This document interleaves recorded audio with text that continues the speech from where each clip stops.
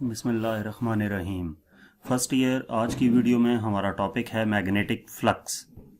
Magnetic flux क्या है? Magnetic flux start करने से पहले आपको ये बता दूं कि आपने 10th क्लास में इलेक्ट्रिक फ्लक्स के बारे में पढ़ा था। इलेक्ट्रिक फ्लक्स इलेक्ट्रिक फील्ड से रिलेटेड है और मैग्नेटिक फ्लक्स मैग्नेटिक फील्ड से रिलेटेड है। दोनों का कॉन्सेप्ट सेम है। तो अब हम मैग्नेटिक फ्लक्स की बात करते हैं कि मैग्नेटिक फ्लक्स क्या होता है। मैग्नेटिक फ्लक्स क्या है? Measure of number of lines of force that pass through the area placed in the magnetic field is called magnetic flux. यानी कि अगर किसी रीजन में से मैग्नेटिक फील्ड पास कर रही है और उन मैग्नेटिक फील्ड लाइंस के सामने हम एक एरिया कंसिडर करते हैं तो उस एरिया में से कितनी नंबर ऑफ लाइंस पास हो रही हैं। यानी कि आप यूं समझें कि number of magnetic field lines from a specific region is called magnetic flux. हम इसको डिटेल में देखते हैं। इसकी मैथमेटिकल जो इक्वेशन है मैग्नेटिक फ्लक्स की, मैग्नेटिक फ्लक्स को 5b से रिप्रेजेंट किया जाता है और ये इक्वल होता है b डॉट ए के। b मैग्नेटिक फील्ड लाइंस हैं और a जो है वो प्लेन एरिया है जिसमें से मैग्नेटिक फील्ड लाइंस गुजर रही होंगी। तो 5b इक्वल होगा b डॉट ए के और ये इक्वल आता है b a cos थीटा के। जहां पे डॉट प्रोडक्ट हो वहां पे cos थीटा यूज किया जाता है। तो 5b equal to B A cos theta.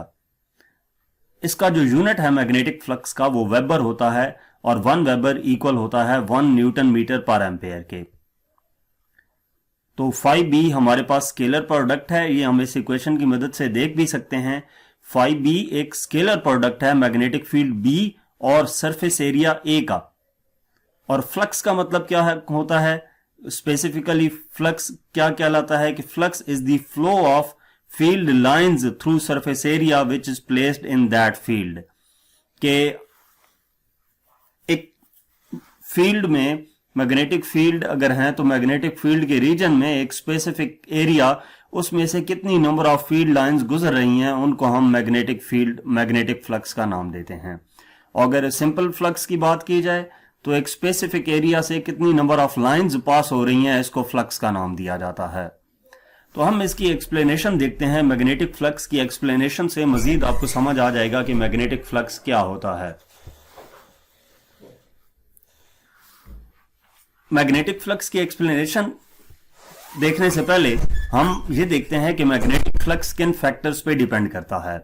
इसके फार्मूले के मुताबिक अगर देखा जाए तो मैग्नेटिक फ्लक्स सबसे पहले मैग्नेटिक फील्ड B यानी कि मैग्नेटिक फील्ड इंटेंसिटी पे डिपेंड करता है, दूसरा A यानी कि सरफेस एरिया पे डिपेंड करता है और तीसरा मैग्नेटिक फील्ड और एरिया के दरमियान जो एंगल होगा थीटा उस पे डिपेंड करता है। तो मैग्नेटिक फ्लक्स 3 चीजों पे डिपेंड करता है, surface area, magnetic field intensity और orientation of surface area with respect to the magnetic field lines B। अब हम इसको डिटेल से देखते हैं स्टेप बाय स्टेप। सबसे पहले फ्लक्स एट एनी एंगल, यानी कि जब फ्लक्स किसी स्पेसिफिक एंगल पे हो। If the area A is tilted such that it is making an angle with the magnetic field lines, then the magnetic flux is phi b equal to ba cos theta। यानी कि एक specific area को magnetic field lines के साथ किसी angle पे रखा जाए। मैग्नेटिक फील्ड लाइंस की डायरेक्शन इस डायरेक्शन में है और एरिया आपके पास वेक्टर क्वांटिटी होती है और इसकी जो डायरेक्शन होती है वो नॉर्मल टू दी पेज होती है। ठीक है, ये प्लेन है हमारे पास, नॉर्मल टू दी प्लेन, ये एरिया की डायरेक्शन है। एरिया और मैग्नेटिक फील्ड B के दरमियान जो एंगल है थीटा, उस पे डिपेंड करता है मैग्नेटिक फ्लक्स जब surface area magnetic field lines के साथ किसी एंगल पे हो। तो उस केस के लिए हमारे पास मैग्नेटिक फ्लक्स का formula phi b equal to B A cos theta आता है। इसी तरह अगर हम दूसरे केस की बात करें तो मिनिमम मैग्नेटिक फ्लक्स कब होगा, मैक्सिमम मैग्नेटिक फ्लक्स कब होगा कि जब प्लेन एरिया जो है वो मैग्नेटिक फील्ड लाइंस के परपेंडिकुलर हो। एरिया जो है वो क्या हो, perpendicular to the magnetic field lines. उस केस में एरिया की डायरेक्शन मैग्नेटिक फील्ड लाइंस की डायरेक्शन में होगी। जब मैग्नेटिक फील्ड लाइंस और एरिया की डायरेक्शन सेम होगी यानी कि B और A के दरमियान एंगल जो है वो 0 होगा, तो उस केस में मैग्नेटिक फ्लक्स मैक्सिमम आएगा। क्योंकि हम phi B equal to B A cos theta में थीटा की वैल्यू 0 पुट करते हैं तो फाई बी हमारे पास बी ए आ जाता है। तो इसका मतलब यह है कि maximum number of lines pass हो रही हैं स्पेसिफिक एरिया से, तो इसलिए मैग्नेटिक फ्लक्स मैक्सिमम होगा।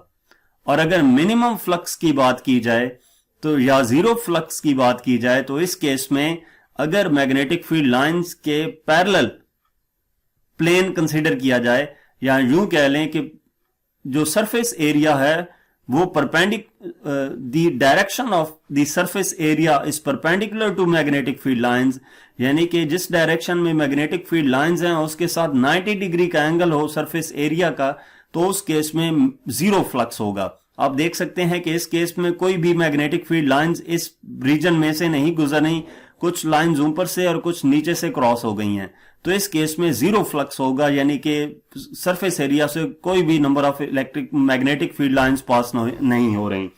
और इस केस में आप डायग्राम की मदद से देख भी सकते हैं कि बी और ए के दरमियान जो एंगल है वो 90 डिग्री है। तो जब हम फॉर्मूले में 90 पुट करते हैं तो इस केस में फाई बी इक्वल आ जाता है 0 के, यानी कि मैग्नेटिक फ्लक्स 0 होगा। अब इसके बाद अगर मैग्नेटिक फ्लक्स की बात की जाए, कर्व्ड सरफेस हो हमारे पास जहां नॉन यूनिफॉर्म मैग्नेटिक फील्ड हो, तो उस केस में जैसे कि ये आपको ये कर्व्ड सरफेस दिखाई गई है, तो उस कर्व्ड सरफेस को हम स्मॉल पैचेस में डिवाइड कर लेते होते हैं। अब हर एक पैच जो है वो क्या है, आपके पास एक प्लेन एरिया देगा। जैसे आप फुटबॉल की एग्जांपल ले लें, फुटबॉल डिफरेंट पैचेस से मिलकर बना होता है।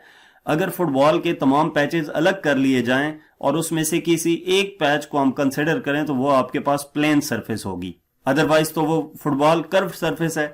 तो इसी तरह जो ये यहां पे शेप आपको दिखाई गई है ये कर्व्ड सरफेस है, लेकिन जब इसको स्मॉल पैचेस में डिवाइड कर लेंगे तो एक सिंगल पैच प्लेन सरफेस देगा, और उस प्लेन सरफेस की जो एरिया की डायरेक्शन है वो उसी डायरेक्शन में है जिस डायरेक्शन में मैग्नेटिक फील्ड बी है। तो इस केस में फाई बी इक्वल होगा बी डॉट डेल्टा ए के, उस सिंगल पैच का मैग्नेटिक फ्लक्स। ठीक है, सिंगल पैच का magnetic flux phi B dot delta A के इक्वल होगा। और फिर हम क्या करेंगे, टोटल फ्लक्स कैलकुलेट करने के लिए हम तमाम पैचेस का फ्लक्स ऐड कर लेंगे, यानी कि फाई बी इक्वल आ जाएगा sigma B dot delta A के, या summation B dot delta A के। ये समेशन या सिग्मा का साइन किस लिए यूज किया गया है, इन हर एक इंडिविजुअल पैच का जो मैग्नेटिक फ्लक्स है वो बी डॉट डेल्टा ए है, तो सिग्मा का साइन एडिशन को शो करता है, यानी कि तमाम पैचेस का बी डॉट डेल्टा ए के मुताबिक ऐड होगा। तो फाई बी इक्वल आ जाएगा sigma B dot delta A के। अब मैग्नेटिक फ्लक्स डेंसिटी की अगर बात की जाए तो magnetic induction B is also called magnetic flux density. जो मैग्नेटिक फील्ड मैग्नेटिक इंडक्शन है B, phi equal to B A था ना, तो उसमें से बी को अगर हम अलग कर लें तो बी इक्वल आ जाता है फाई ओवर ए के। ये हमारे पास मैग्नेटिक इंडक्शन को इंडिकेट करता है। इसकी डेफिनेशन क्या होती है, maximum magnetic flux per unit area is called magnetic flux density. Maximum magnetic flux per unit area is called magnetic flux density, यानी कि B equal to phi divided by A. Magnetic flux density का unit हमारे पास weber per metre square होता है।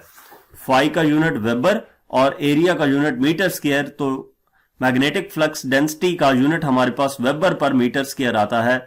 Magnetic induction B जो है वो भी हमारे पास एक वेक्टर क्वांटिटी होती है, और वो हमने ऑलरेडी पीछे मैग्नेटिक फ्लक्स को इंडिकेट करते हुए देखा था कि मैग्नेटिक फील्ड लाइंस की कोई ना कोई डायरेक्शन होती है, तो इस वजह से मैग्नेटिक इंडक्शन बी भी हमारे पास एक वेक्टर क्वांटिटी ही है। तो यहां तक हमारा आज का टॉपिक था। नेक्स्ट टॉपिक देखने के लिए हमारा चैनल विजिट करें, या इसके अलावा अगर आप किसी भी चैप्टर की एक्सरसाइज का सोल्यूशन देखना चाहते हैं, पास्ट पेपर की वीडियोस या प्रैक्टिकल बेस्ड असेसमेंट की वीडियोस देखना चाहते हैं, तो हमारा चैनल विजिट करें। Thank you.